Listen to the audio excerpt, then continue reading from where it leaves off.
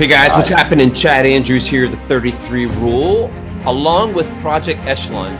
We're setting up for what's coming up in March 18th is the team launch for Project Echelon Racing Team, and also the Grand Fundo on March 19th.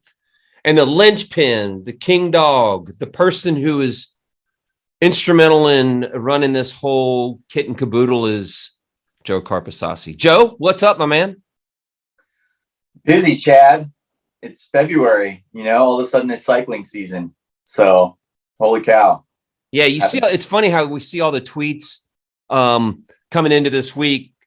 It's like the season, and then all of a sudden you've already got one race under your belt. And it's kind of like, wow, that came up fast. Yeah, for sure. And all of the shock and awe that comes along with it. But yeah, no, I'm good. Even the World Tour guys are getting all cranked up. Yeah, I know. I love it. I mean, I love that. Just like, that time of year where you wake up and, you've got like 3 different screens going and just bike racing everywhere, which is probably unique to me and you and about 300 other people. But for us, it's, Christmas every day this time of year. So. Well, before we get into the history of Winston-Salem, why don't you tell us a little bit about the first weekend for your boys? Yeah, no, it was great. I have really hung my hat on, the whole idea of like still being a stage racing and road racing team. I really want to reward the type of athletes that are still putting, that kind of time, into the sport. And I've asked a lot of these, guys that I have, as far as, being good time trialists and complete, racers to be able to handle the longer distances. And, just for them, I wanted them to shine, and I really felt like we did, this weekend. It was a good feeling. So yeah, it was great. We ended up first, second, and third on general GC class. Oh, wow. Yeah. In general at Valley of the Sun, which has kind of been around for 20 plus years race. And, it was a fast year with the time trials, and, we've got some new, younger riders, some guys that we've kind of brought on as like guest riders, and then, kind of brought them into the culture of the team. And, to see them be up there now, like all like in the top 10, like really when all they've had to go off of is just the expectation of, me telling them like, you need to be this good, and, so yeah, it's great. I mean, Eric just is providing, an opportunity for people to kind of do something special in the sport, and the guys seem to be really seizing that opportunity. So it's and when you say Eric who? Eric Hill, Okay. who, obviously like he's everything Project Echelon, and anybody who's had an opportunity to meet Eric, is Many almost times. yeah, almost I think he's the most impressive, kind of person I've ever met, in cycling, or I definitely wouldn't be doing this. And I think pretty much all the guys in the team, are the same as I am. We're all just kind of along for the ride, for the opportunity that he's providing for. Along for the ride. I got you. Yeah, exactly. And the reason why I asked that, because we have Eric Saunders, Eric Hill. Yeah, a couple of Erics floating around. Yeah. And for me, it's a really cool way. I mean, it's one thing to like, be accomplishing something in this sport. A lot of people are making their own rules in order to do that. And Eric is, doing it the old school way, where you play by the old rules and try to be successful. And, there's just not a lot of that left, and so, part of this story, I think too, is a part of an explanation as far as like what the culture of our team is about, Well, tell us the support. What does Project Echelon, before we get into actual Winston-Salem, what does Project Echelon, for those of people out there who don't really know, there's a message behind a lot of the teams now. What's the message behind Project Echelon's team? Yeah. So, essentially, what Project Echelon really is, and what the cycling, industry likes to remind us of on a daily basis is that like really all we are is an organization that supports veterans in their mental health, through sharing our experience, in physical activity in general, because it's broader scope than just cycling. But the cycling team itself is involved in the cycling aspects of supporting, and it's really, honestly, Project Echelon is just a big club, of, trying to bring in, veterans, to help each other through, primarily their mental health struggles, and then just, supporting them and supporting the support network, and so, we have resources available for these, the veterans that, apply for funding from Project Echelon, and, maybe we help them get their first bike. Maybe we help a para athlete, get a bike that's going to be, competitive for them or compliant for them to be able to compete.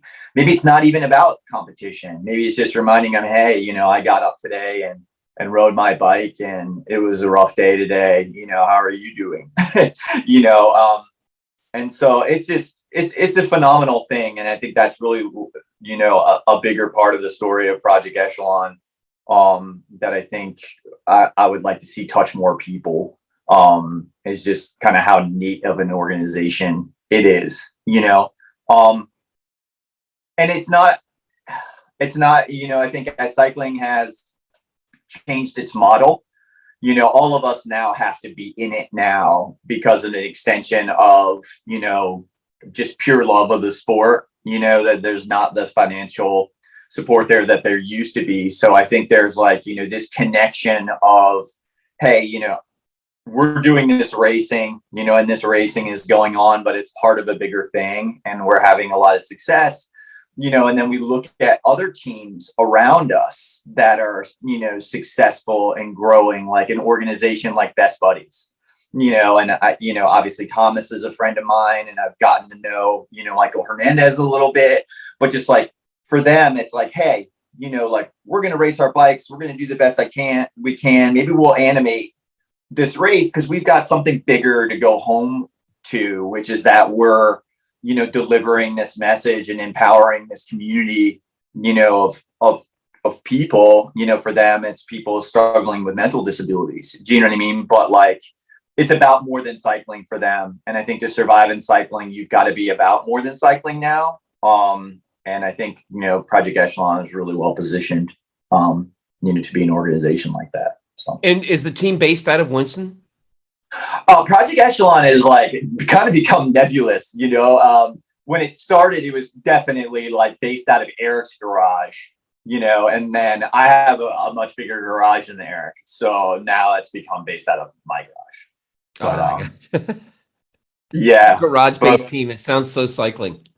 Yeah, for sure. But, I think Eric and I are really, we try to hold ourselves accountable to a merit-based, model. That was kind of one of the things that we promised each other when we started to work together, that we were going to go out and try to find, the next up guys to give an opportunity from, kind of break down a little bit of these like bro opportunities that I think both of us are a little frustrated seeing happen in cycling, and so we have guys from all over, like if you're in Montana and, you're doing impressive things on the bike, we want to be, we don't want to force you to make a whole bunch of friends in order to be on the best bike team. We want your performance to be able to speak for itself. And we want to call those guys and try to create an opportunity for them.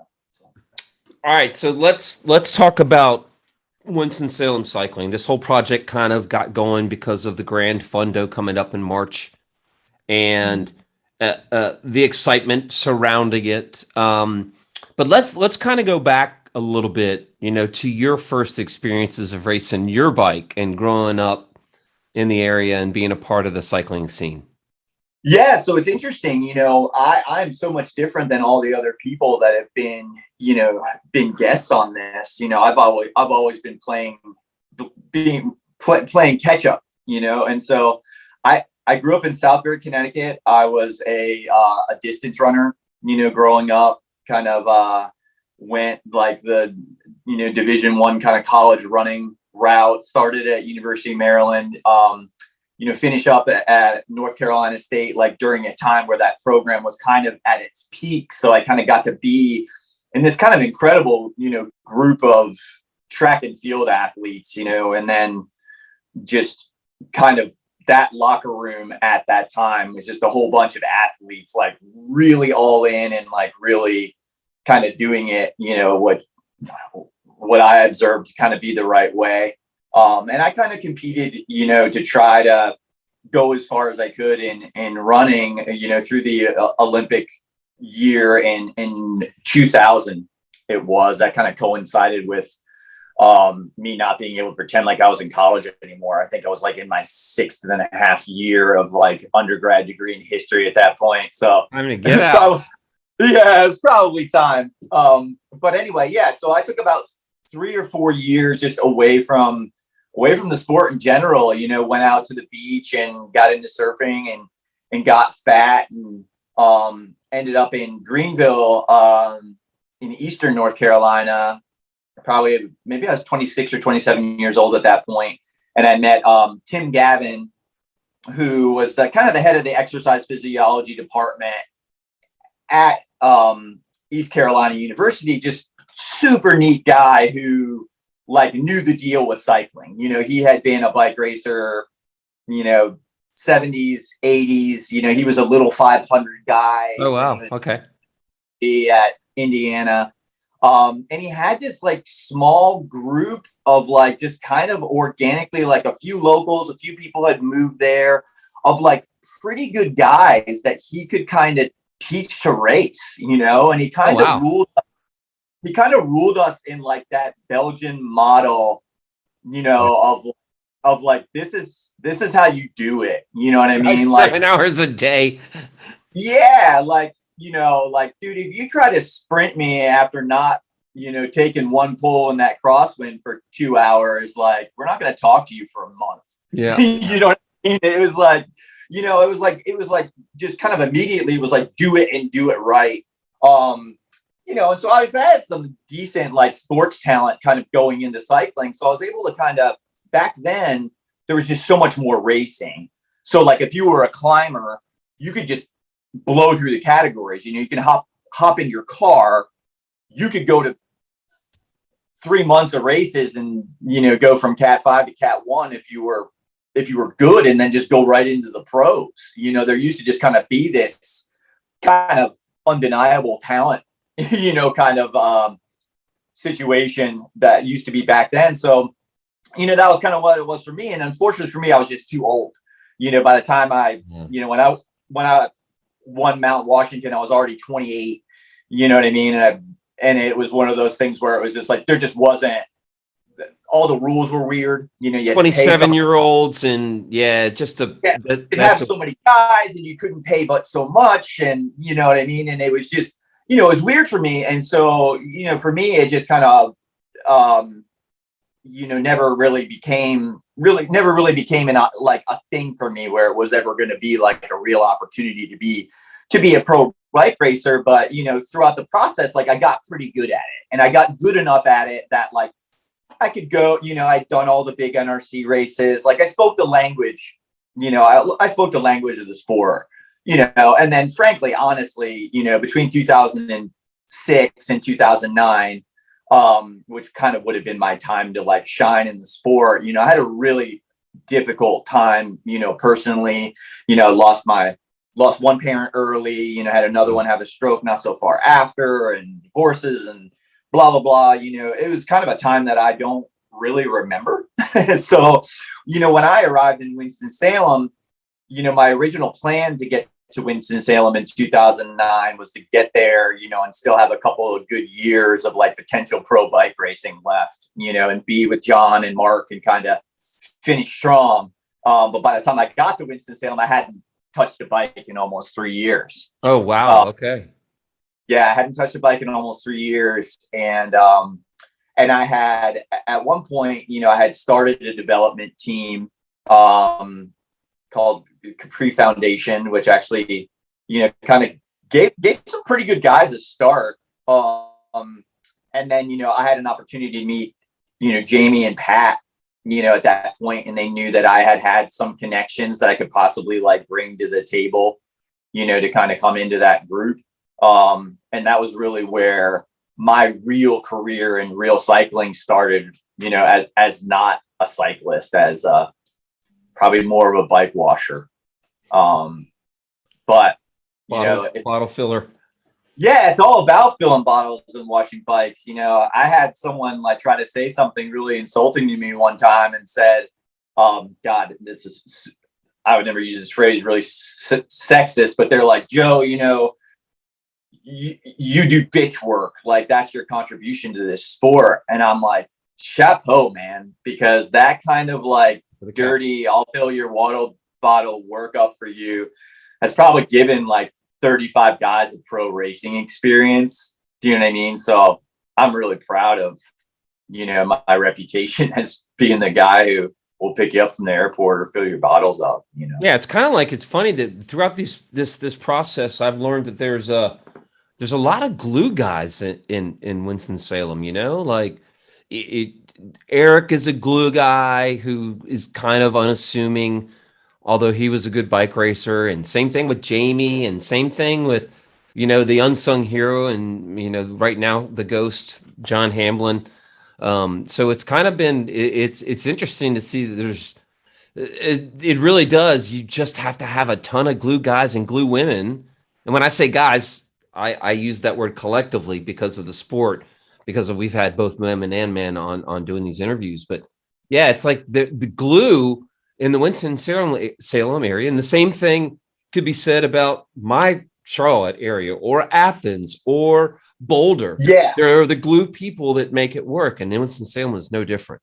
Yeah, Eric, a guy like Eric Hill, obviously with Project Echelon, definitely a glue guy, and the sport doesn't do these folks a lot of favors, like someone like Kurt Dodds with, CS Velo now, you know what I mean? A name nobody's probably ever heard that name, you know what I mean? And just, he's driving people all over the place, and, I don't know how he does it, but, there's 15 opportunities that would go away if he just decided like, hey, I'm going to get into golf, and the pro level of the sport, is surviving, off of people like that. And I think it's a story we've always been a little bit ashamed to tell because of people like that'll step in and be like, oh, you're nothing, you're just some guy who's willing to fill bottles for people or whatever. But I think, I think our story like is interesting, and the sport would probably be in a better place if the sport was more proud of people like me and Kurt and,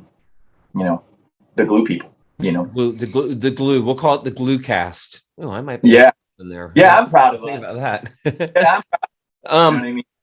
Yeah. Growing up, not growing up. You kind of were not the Cravens and not the Kens. You're kind of a later on in the Winston-Salem cycling scene.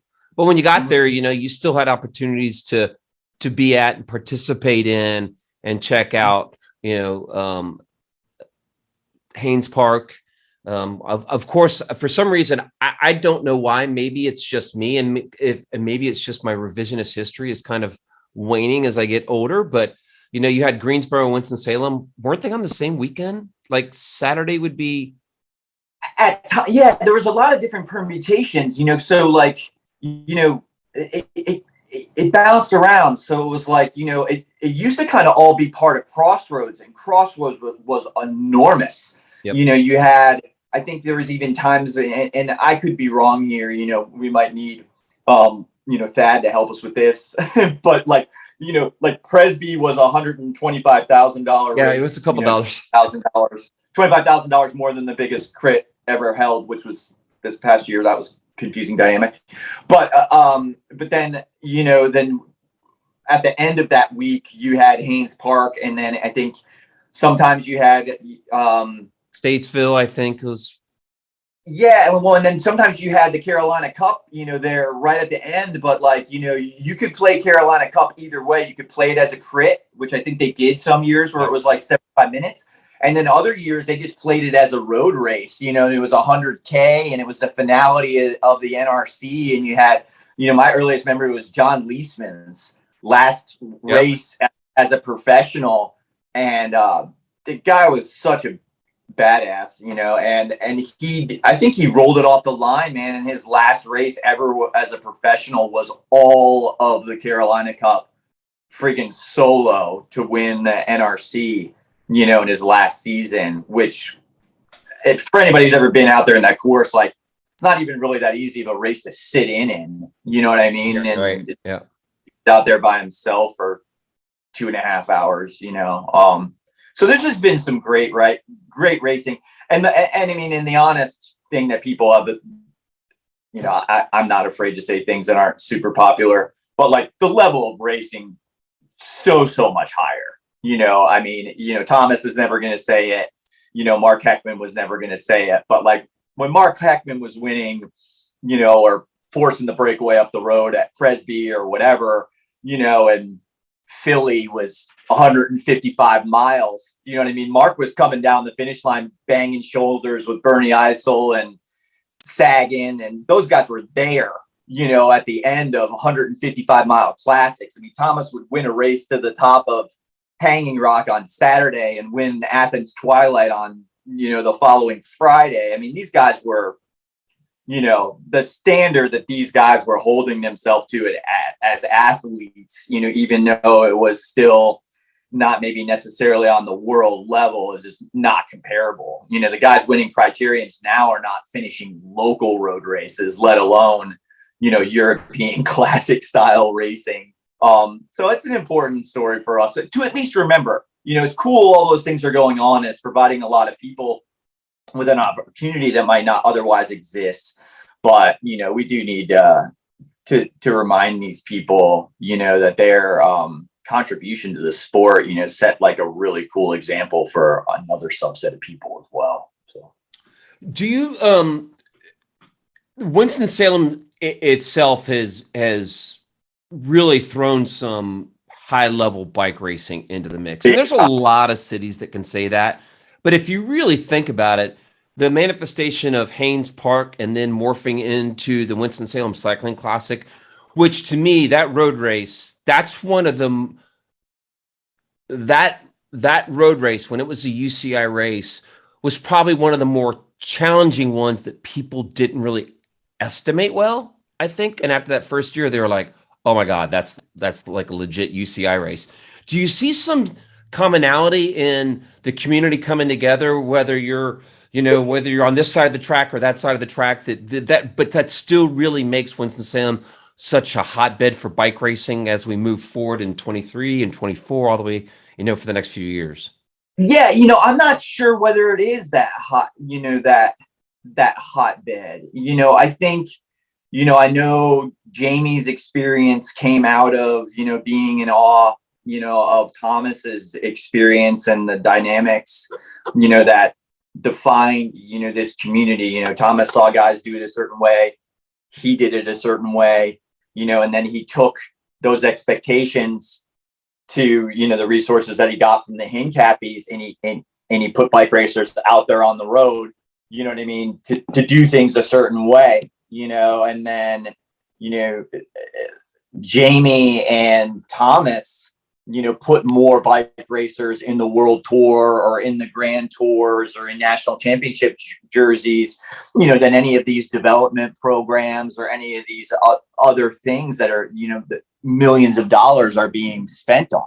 Do you know what I mean? They would just snatch these kids, you know, out of a local crit, Out of a running club. Yeah. Joey Roscoff and, you know, Ty Magner and, you know, Travis McCabe and just, you know, all these people that have really defined, you know, kind of the only resistance, you know, we put up against the Europeans at any given time.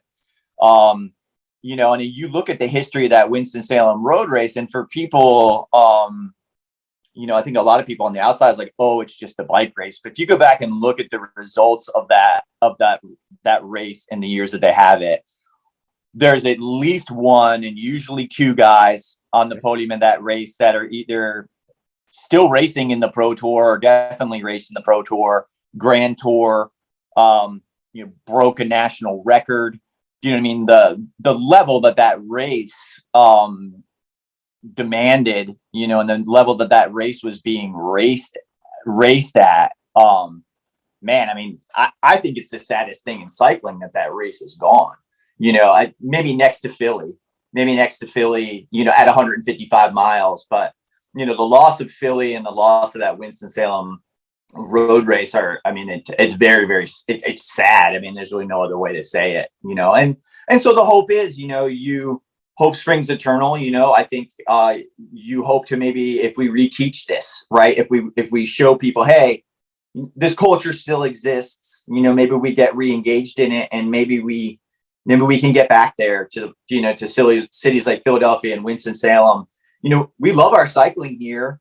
I don't know if we know how to love it, but or we loved it like we used to. We loved it in a way that produced those sorts of outcomes. But, I'm hopeful that telling the story will be a small part in helping us maybe get back there. So, yeah. And not even to mention, we're not going to fail to mention it. The women's race was a world tour race. It was, just crazy. And that's the other side of it.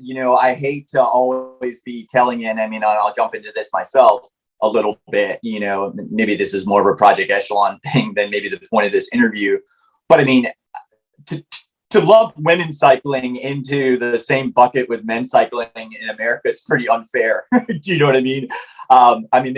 They've been getting it done, for a decade, and, they're part of setting that world tour standard. Whereas on the men's side, we're hoping to get a guy or two into the world tour, and then on that's a very good point. Yeah. On the women's side, they're on the women's side. They're so good. They're forcing people out of the world tour. So, and it just comes down to that merit thing. It's like, I had an opportunity to bring on a new director, this year, and people started throwing names around of like their random buddies who like won a USA Crits race or whatever. And I'm like, how about that lady who's got like 4 world tour wins? Do you know what I mean? If you need somebody to be standing in the room that everybody's unquestionably going to look at and say, hey, if we accomplish a fraction of what you do, do you know what I mean? We'll have done something special, and that person just happened to be female. But there's absolutely no reason why, a Corin Rivera, for us, it's Lauren Hall, or a Lauren Kamansky, should she want to come back, or, any of these women who like, they're like, oh, well, this is the tactic I used to get on the podium at Flanders. Do you know what I mean? I don't really need to learn from a dude who's won Dixie when those people are out there. So MISSISSIPPI, Lauren Hall. So first race, and it's just one of those things like, a lot of the things about my experience that weren't in cycling, but that I think are universal in sports. And like when I was at NC State, everybody was a state champion, everybody was an All-American, and you just you threw them into the pool, you know what I mean? And it was like, you're going to sink or swim there. And then obviously in order to be a leader at that level, you have to, things need to speak for themselves. You know what I mean? And it can't even just be like how good you were as an athlete either. You know what I mean? It's like, it's your understanding of the sport and the way that you did it, and I think all of us just immediately just could feel that energy kind of from her, like right away, as soon as she engaged with these guys. And, from my perspective on the outside, I was like, well, my team just got better. And that's a good thing. It doesn't matter. But I do have one more question. We're trying to keep these right around 30 minutes. Yeah. What is, we've seen what Mike Creed has done, because he went, the iconic shot of him in Philly to working it with, being at the pro tour level, and now trying to do a true development team for Europe. I was actually texting Clara Beard, who does some of their social media, and I asked her if she was in Tucson. They're like, no, we're really focusing on Europe. And do you feel like you guys, and maybe throw in a CS Velo and some other words, you guys are kind of stuck in this netherworld? Or do you have like, okay, we're going to strictly focus on the crits? Like, that's been a question that's been asked to me as a commentator and being in this sport for so long. When I ask the question, what direction is your team? Yeah. Is that hard to pin down? No, I mean, and that's what this whole story is about, right? I think the whole story is bringing back, what it used to be, what it used to mean to be one of the best bike racers, in America, and I think a lot of people are trying to edit the responsibility for doing things out, or split the resources. We're going to have a crit only team, or we're going to have a stage race only team. I think, we work with Mike Creed a lot, and like, honestly, the only reason why any of us are going over to Europe at all, it's just a matter of opportunity. If we had 3 or 4 more stage races, on the calendar where guys like mine can race against, Mike's kids, the level of competition would probably be there for us to be able to identify the talent, to get on a team like Rally or EF or whatever. It's just shortage of opportunities.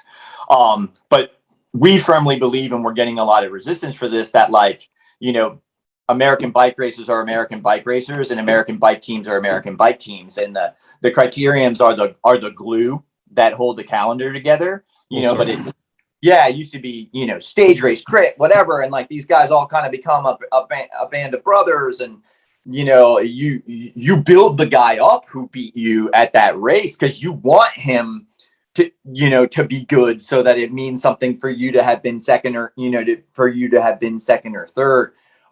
We've got a cultural problem, in the sport right now. We've got a big cultural problem, in the sport that, I don't think is going to get solved. So I think that is why, Mike and myself are having to make, decisions that we never thought we would ever be faced with as leaders in this.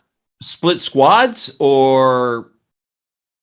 No, I mean, I think it's having to go to Europe. I think having to go to Europe as much as we've had. And I think it's just even difficulty finding riders that want to be road and stage racers. It's hard to ask somebody to be a road or stage racer for 4 races, in a calendar year. I mean, if you're not good enough to go to Europe and you're on my team, you're probably going to get 2 stage races this year, and those are the best guys, and that would be what, Gila and. There's Gila, there's Redlands, there's Joe Martin, there's Bose up in Canada. Yep. But as far as real high level races, I mean, that's really it. Yeah. So we go over to Europe, and it's really interesting. The cool thing about Europe is, I mean, the races that we do over there, Winston-Salem Cycling Classic. Yep. Just like hard AF, but super fair. Fair. Like, yep. Very fair, but it's just like 1,000, 4%, 400 meter hills until, the biggest and smallest guy might be going to the line together, but it's just, who wins the butt kicking contest. And, Americans, we have a unique sense of identity. If we're not winning, maybe it's not relative. It's not relevant, but in cycling, it's always been relevant to just try to be good enough. Right. I think if we stop creating a venue where you got to be good enough, it's not going to be a lot left. Well, we're going to leave it on an upbeat note. Tell us, because I lied. This is the last question. Tell us a little bit about the plans for the March 18th, 19th thing. All this is just about, honoring a legacy and hopefully showing that, all those efforts have not been for naught. We've been listening and we've been looking at the example that's been set, and so I want to bring a lot of these people back. I want local people that maybe are going to potentially have kids getting into the sport or thinking about becoming a bike racer themselves. Like, I want them to meet Thomas Craven, I want them to meet Jamie Bennett. I want them to meet Eric Saunders and Mark Heckman and John Hamblin, you know what I mean? And then I want them to meet all these, younger guys that are like, man, we really wish it was like when these guys were racing. What we need are for communities to kind of demand their longer races back. And, if you have an opportunity to buy a bike, buy it from our bike company, because they're still giving guys like us a chance. They're not just putting all their money towards like the big televised stuff in Europe, and just let people know that this is a community where you can participate in the sport at a level, that you can be passionate about. And that, the people and the culture here are something new to be proud of and to be passionate about supporting. Hopefully we can kind of get that snowball going again. What are the options for those people that are going to be watching this video? Is there like a 15, a 30, and a 10,000 foot climbing, nasty, gnarly? What's the riding thing? Well, we try to keep the riding clean because, every time I ask somebody to ride up a hill around here, they quit. So we're going to look at the mountains that you're going to see them. We're going to wave at them. And we're going to kind of go past them, which I think will make most people really happy. So that'll be like a 65-mile route, I think in March, that'll get our avid people's itch scratched. But I think we want to be able to have a good time afterwards. We go to 100. There's going to be some people get home after dark on the lumpy roads. And then we have a medium route, a 35-mile route, but I made it such that you get some nice, beautiful views of the foothills. Like if you're paying for the ride, you're going to be glad you did. And then we have a kind of a shorter ride that's also super pretty. That's going to take folks, down around Salem Lake, which is just kind of a treasure for Winston-Salem. It's this awesome, 8-mile loop on, like a packed dirt surface that you can ride any kind of bike on. And it just, just a place where, you can take your kids on their first real bike ride. You can ride with anybody. And then, the city's so beautiful from downtown now. And with it starting right there at Bailey Park in such a neat location, my hope would be that this would be an excuse for people in the future to come to Winston-Salem and see what this place is all about. Double birds to like, Boulder and Tucson and all those places. But, yeah, like this is the place, this really is the place, that just the roads are incredible. The variety of the terrain is incredible. The cost of living is incredible. The weather's great. You got idiots like me who will go out and motor pace you for 3 hours if you show an interest in the sport. And John's got your kids taken care of. Like, yeah, man, like if you don't know about Winston-Salem, that's on you. Well, that's why we're doing this, so that it's on them, right? Yeah. So, but no, come join us so that that's what I'd say to everybody out there. I will echo that sentiment. Well, listen, man, thank you very much for joining me this morning. If you'll hang on for just a second, do some administrative work here real quick. Again, the Grand Fundo, which F-U-N, not F-O-N, same thing, just more fun, I guess, is March 19th, and then the team launch is going to be March 18th of 2022. So we'll look forward. Look down here in the link at the end of this video, and we'll post all the social media accounts, and we'll also post information about Project Echelon. Joe, thanks a lot, buddy. Well, I need to interrupt you for 1 second. You didn't hang up yet. Nope. Chad, I think, and what needs to be told in this story, God, for a person who hates slights as much as I do, I can't let this one go. Thank you for all that you've done,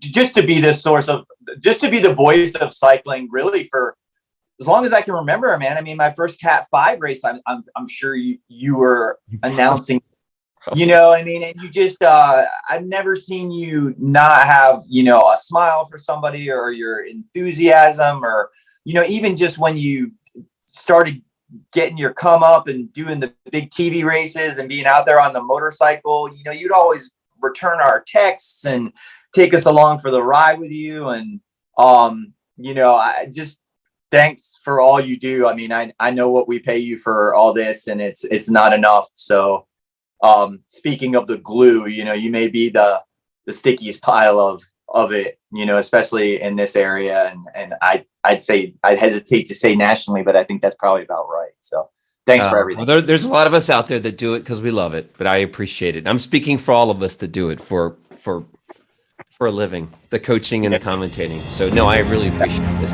We'll have to see if this makes it to the editing room or if it ends up on the floor. I think you can put it at the front. Okay. All right, man. Thanks a lot. All right, bye.